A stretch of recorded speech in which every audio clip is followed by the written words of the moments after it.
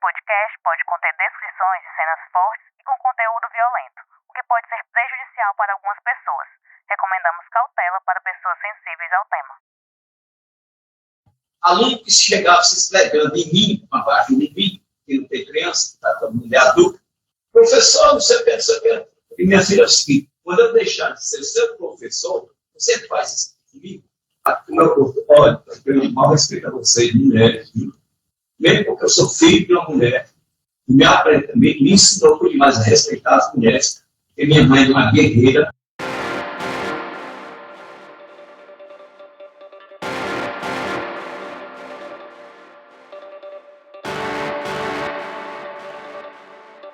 Esses áudios que você acabou de ouvir foram falas de um juiz durante uma audiência ocorrida no último dia 26 de julho. Na ocasião, 10 mulheres estavam no Fórum de Juazeiro do Norte, no interior do Ceará. Elas estavam ali para participar da audiência de instrução de uma ação civil com pedido de indenização. Tudo isso por conta da acusação de crimes sexuais atribuída a um médico. A espera para o primeiro ato do processo demorou 1 ano e meio até que o juiz as chamassem para ser ouvidas. Em poucas horas, a sessão se tornou um circo de horrores na definição do advogado das vítimas. Essa é a versão dele e a minha também sobre o que aconteceu na sessão. Você vai ouvir mais trechos aqui e vai firmar seu próprio convencimento. Das 9 às 13 horas, as mulheres estiveram na presença do juiz Francisco José Maza Siqueira. Quem já esteve em delegacia, fórum, sabe que mesmo estando do lado certo da história, o ambiente é meio intimidador. Naquele momento de vulnerabilidade, as pessoas esperam ser acolhidas. Ainda mais mulheres vítimas de abuso sexual, mas elas foram revitimizadas, segundo os denunciantes, pelo próprio magistrado. Esse é o resumo de uma reportagem feita pela repórter Emanuela Campelo de Melo, que está aqui no estúdio comigo. Oi, Emanuela, tudo bem? Oi, Emerson, tudo bem? Quando eu recebi essa denúncia, e vi os vídeos da audiência, eu fiquei muito surpresa enquanto mulher também, e logo falei com você, para a gente ver como é que a gente abordar esse assunto tão delicado. Não demorou até que a gente decidisse que esse precisava ser o tema do nosso podcast desta semana. Antes de começar a falar sobre esse tema, queria deixar um recado para os nossos ouvintes. Quem ouviu o Pauta Segura na semana passada já sabe, mas para quem ainda não ouviu, vai lá e escuta que está muito bom. Neste mês de agosto, nós lançaremos um novo podcast que vai revelar detalhes de casos criminais que ficaram na história do Ceará. Estamos finalizando os episódios e vamos avisar a data do lançamento aqui no Pauta Segura e nas redes sociais do Diário do Nordeste. Fiquem ligados. Voltando ao tema da audiência, Emanuela, como foi que esse assunto chegou ao seu conhecimento? Eu recebi a denúncia que um juiz teria agido de uma forma que revitimizou mulheres que participavam dessa audiência que a gente já falou aqui, em um processo de indenização contra um médico. Esse médico é o Cícero Valdibésio Pereira, acusado de crimes sexuais contra essas mulheres ainda no ano de 2021. Primeiro, chegou para mim um relato em resumo do que tinha acontecido na audiência no último dia 26 de julho. Esse relato, já com algumas aspas do juiz Francisco José Maza Siqueira, chamou muito a minha atenção. Mas eu precisava ver como foi exatamente a audiência. Sabendo que é uma sessão que foi gravada e que ela poderia estar nos autos, eu consegui assistir a esses vídeos. E aí, Emerson, assistimos, Você também viu os vídeos. Logo, a gente percebeu a gravidade da situação e conversamos aqui na redação com outros editores para ver como é que a gente deveria abordar esse caso, sempre com a ressalva de não identificar vítimas e testemunhas. Não é esse o nosso intuito, não é revitimizar essas pessoas, essas mulheres. Realmente é um caso muito delicado, e houve essa atuação do juiz em mais de um momento durante a audiência. Ele atuou dessa forma, com palavras que revitimizaram as testemunhas, as vítimas. E aí você assistiu a tudo, eu também assisti a quase tudo, e você separou alguns trechos, não é isso? Isso. Logo assistindo, eu questionei a pessoa, o denunciante, porque que não tinha, o Ministério Público não estava presente. E aí foi que me foi informado que não era bem uma audiência ali do processo da parte criminal, era a respeito do pedido de indenização, então uma ação civil. Assistindo a esses vídeos, deu para perceber que não foi uma fala isolada do juiz durante toda a audiência, que, como você disse, durou aí das 9 até as 13 horas. Então, nós separamos aqui mais trechos de falas do juiz que chamou realmente a nossa atenção. Vamos ver aqui mais um pouquinho de como foi essa audiência. A mulher não. E o pior, quem acha que mulher é boazinha, estão tudo enganado, viu? Eita, bicho! Bicho de mão pesada, bicho da língua grande, e chuta nas partes baixas, são as mulheres. Achar que mulher é bobinha, não estou dizendo isso, doutor, no sentido que vocês são fortes. Depois de ver esses vídeos, eu senti a necessidade de saber como as vítimas, como os depoentes, se sentiram também naquele momento. Eu consegui falar com algumas dessas mulheres. Uma depoente chegou a me dizer que naquele momento achou o juiz egocêntrico, mas não ficou claro para ela que aquilo era ou não machismo. Mesmo ela já me dizendo naquela fala, naquela ligação, que ficou constrangida durante a audiência, mas que só depois, ouvindo outras pessoas que participaram também da sessão, ela teria entendido realmente a situação, percebido a gravidade da conduta do juiz. O advogado dessas vítimas também topou falar com a reportagem, enviou uma nota se posicionando e disse que vai formalizar a situação junto à OAB, porque também acredita que a ação do juiz se encaixa aí em abuso de autoridade. Vamos ouvir também aqui o que diz o advogado Aécio Mota. Sobre a audiência, nós entendemos que quando alguém diz que as mulheres não são todas boazinhas e que muitas delas se insinuam a homens encostando neles suas genitálias, e faz isso em uma audiência que está tratando justamente de um abuso praticado contra uma mulher, está fazendo um juízo de valor em desfavor da vítima, colocando o abuso como uma consequência do próprio comportamento da vítima. E isso tem nome. Isso se chama narrativa de desqualificação.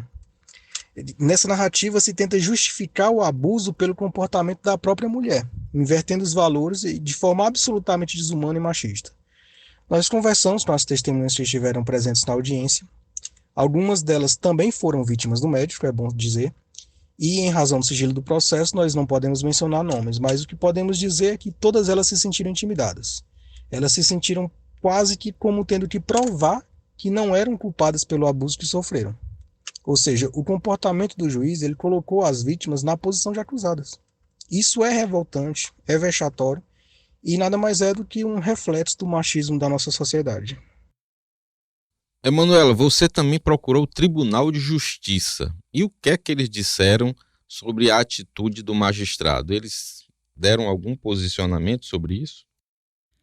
Emerson, procurei sim o Tribunal de Justiça e a Associação Cearense de Magistrados, antes mesmo de sair a matéria, para dar oportunidade aí de saber o que eles iam falar. Deixando aqui claro para os nossos ouvintes que hoje a gente está gravando aí na segunda-feira, tá inclusive saindo o episódio da semana em uma data diferente, já depois de publicada aí as primeiras matérias a respeito desse caso. Essa foi uma escolha nossa também para a gente ver como é que o Tribunal de Justiça se comportaria, o que ele diria mesmo depois da matéria publicada. Até o momento que a gente tem uma nota do TJCE que não diz realmente muita coisa. Nessa nota, o tribunal diz que não tomou ciência de qualquer reclamação disciplinar para apurar os fatos narrados e que todas as denúncias relacionadas à atuação de juízes são submetidas à Corregedoria Geral de Justiça e devidamente apuradas. Já a Associação Cearense dos Magistrados também disse por nota que repudia qualquer ação misógina com assédio sexual ou moral, mas considera que neste momento não é oportuno logo imputar a responsabilidade ao magistrado sem uma análise de todo o contexto da situação. A ACM diz ainda por nota que espera que o episódio seja devidamente esclarecido em resguardo aos interesses das pessoas envolvidas e da própria instituição da qual o magistrado faz parte. Essas notas foram ainda da semana passada, Nessa semana, eu também procurei já o CNJ, a gente está esperando o posicionamento do CNJ. Também a OAB foi procurada e disse ali de forma resumida que não tinha conhecimento de forma oficial do que aconteceu nessa audiência. A gente já estava no processo de edição desse podcast quando uma equipe nossa aqui do Diário do Nordeste estava no evento Jornada Lei Maria da Penha, com a presença do presidente do TJCE, o desembargador Abelardo Benevides Moraes, quando ele disse à imprensa que o tribunal tomaria medidas adequadas. Vamos ouvir agora um trecho do que ele falou durante o evento. Todas as instituições têm pessoas que desbordam das suas atribuições, do seu bom senso. Tem na igreja, tem na imprensa, tem na justiça, tem na polícia, no Vaticano, em qualquer lugar. Nós temos 474 magistrados no estado do Ceará, entre desembargadores e juízes. Então, um ou outro, mais cedo ou mais tarde, por motivos diversos, talvez até por falta de qualificação, em todo sentido, emocional, vocacional, amor, preparo, desbordam.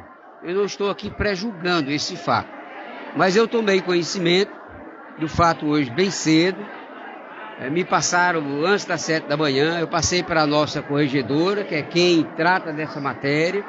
Ela, no momento, não veio até o evento, está cuidando disso e pode ter certeza que o tribunal, nos próximos dias tomará as medidas adequadas. A corregedora tomou conhecimento, teve acesso, ela pode ter acesso aos autos, embora haja segredo de justiça.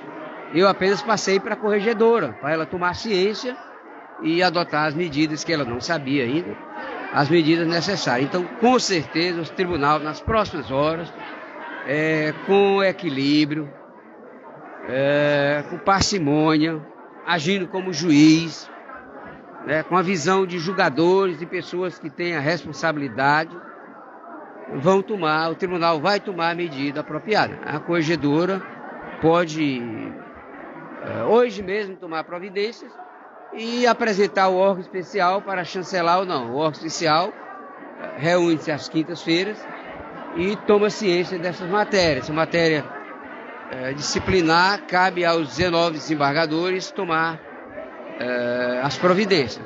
A corregedora pode hoje, isoladamente, tomar qualquer medida. Abrir uma sindicância, que eu acredito que já esteja aberta, e tomar outras medidas e apresentar ao tribunal para o tribunal chancelar ou não. Então é aguardar.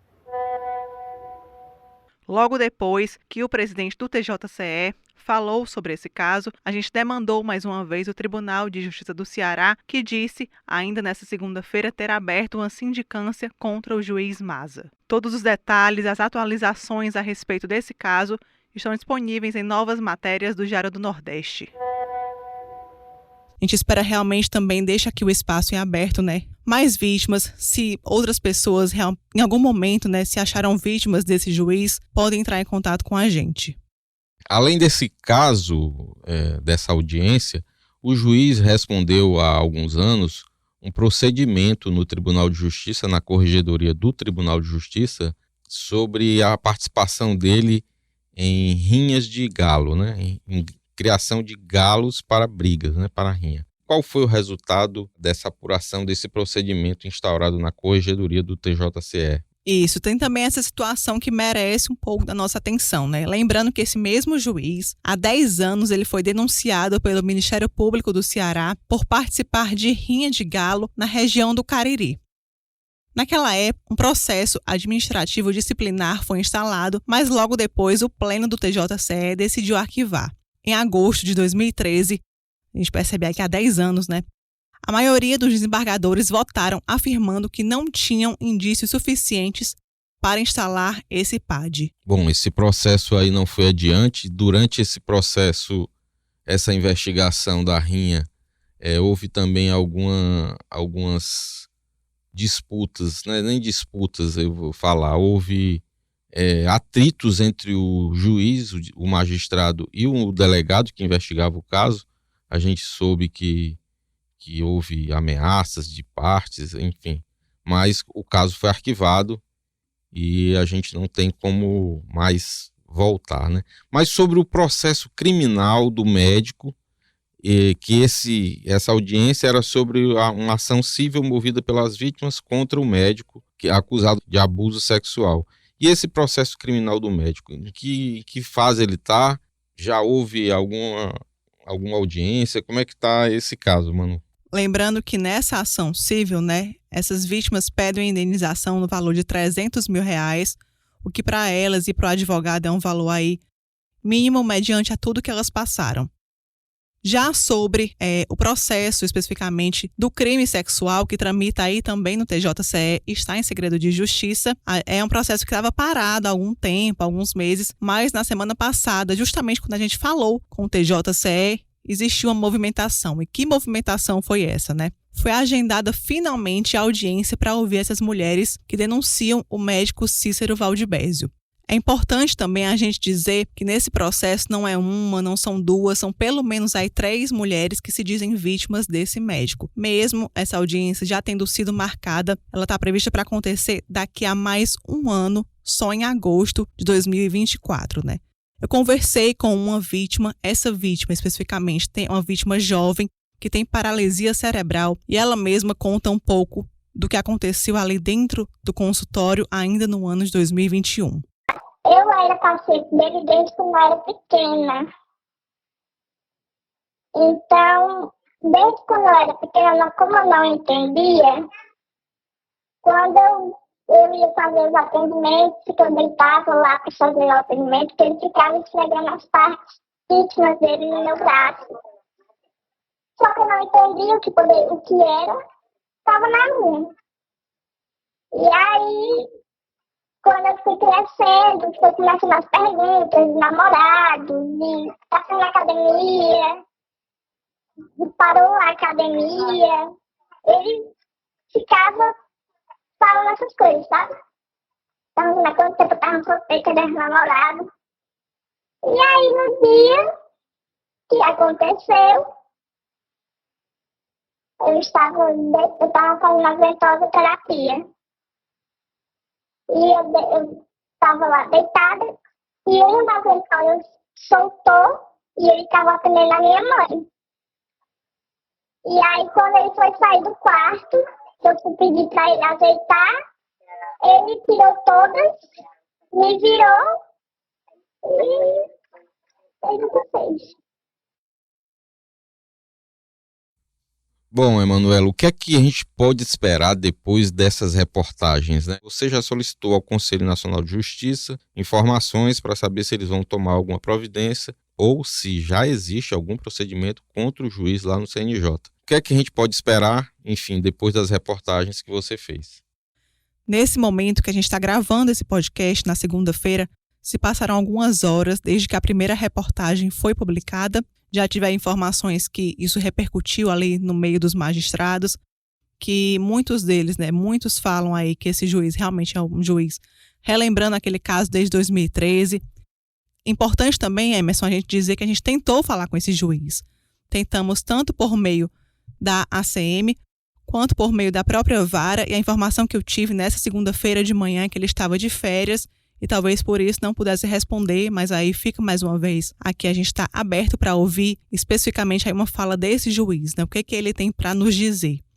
Então vamos continuar acompanhando esse caso, vamos ficar de olho, qualquer novidade a gente traz no site do Diário do Nordeste e aqui também no Pauta Segura. Agora vamos para o quadro Factual.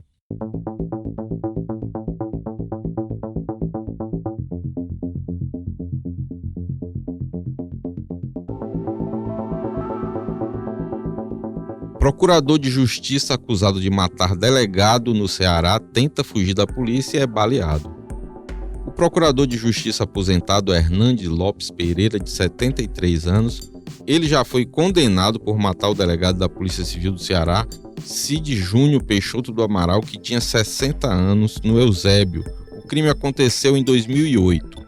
No cumprimento do mandado de prisão mais recente, ele investiu contra os policiais e foi baleado. A prisão ocorreu em uma chácara no Distrito Federal. A ação do Departamento de Homicídios e Proteção à Pessoa da Polícia Civil do Ceará foi detalhada em uma coletiva de imprensa na última quinta-feira, dia 3 de agosto. Segundo o diretor do DHPP, delegado Ricardo Pinheiro, esta foi a segunda tentativa de cumprir o atual mandado de prisão contra o procurador de Justiça, que se encontrava na condição de foragido. Na primeira tentativa, em fevereiro deste ano, ele conseguiu escapar ao jogar o carro em que estava contra os policiais. Segundo o delegado, era uma região de mata e ele desembarcou do veículo e entrou no matagal, fugindo, e não foi possível cumprir o mandato naquele momento. Já no último dia 27 de julho, Após ter o endereço localizado pela investigação, Hernandes foi novamente abordado pelos policiais em uma ação conjunta com a Polícia Civil do Distrito Federal. Mais uma vez, o foragido investiu contra os agentes, que responderam atirando, e ele acabou baleado e preso.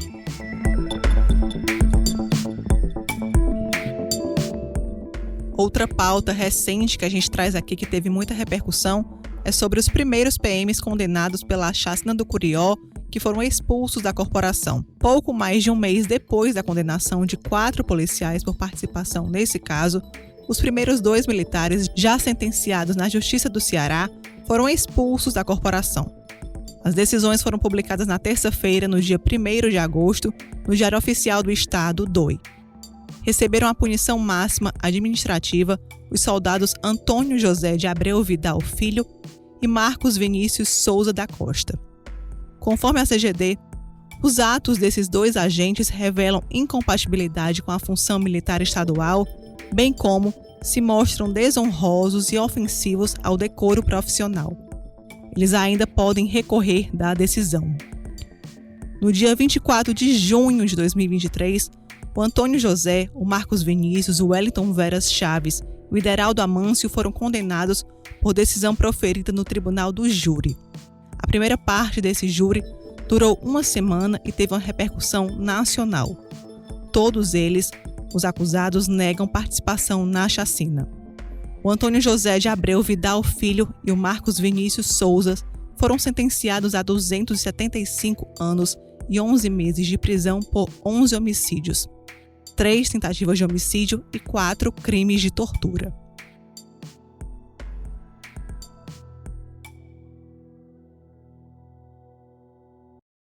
O Pauta Segura está chegando ao fim e eu queria agradecer a Emanuela e parabenizar pela reportagem e também agradecer pela participação aqui no podcast para contar os detalhes da apuração dela. Obrigado. Obrigada, Emerson. Já estava aí com algumas semanas, que eu não aparecia por aqui, mas dessa vez aí realmente trazendo aí um tema muito importante sobre esse juiz, sobre a conduta desse juiz que chamou muito nossa atenção. A gente espera realmente aí que as próximas reportagens a gente consiga desmembrar essa situação e a gente consiga trazer aqui novidades.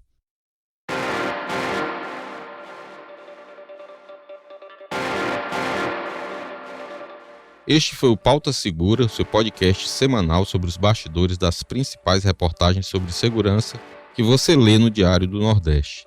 Siga o nosso podcast da plataforma de áudio da sua preferência ou no YouTube do DN. Compartilhe com parentes, amigos. Eu também peço que você deixe o seu comentário e avalie o nosso programa. Se você tiver qualquer sugestão, crítica, dúvida ou foi citado e quer direito de resposta, envie um e-mail para podcastpautasegura@svm.com.br. Esse podcast foi produzido e roteirizado pela Emanuela Campelo e por mim. Eu também fiz a edição de áudio, a voz da abertura da repórter Tatiane Nascimento, a supervisão do conteúdo é do Alan Barros, da Aline Conde e da Giovana Rodrigues, a coordenação de núcleo é da Karine Zaranza e a gerente de jornalismo é a Ívila Bessa. Espero vocês para conhecer os bastidores de mais uma grande reportagem aqui do DN. Até semana que vem.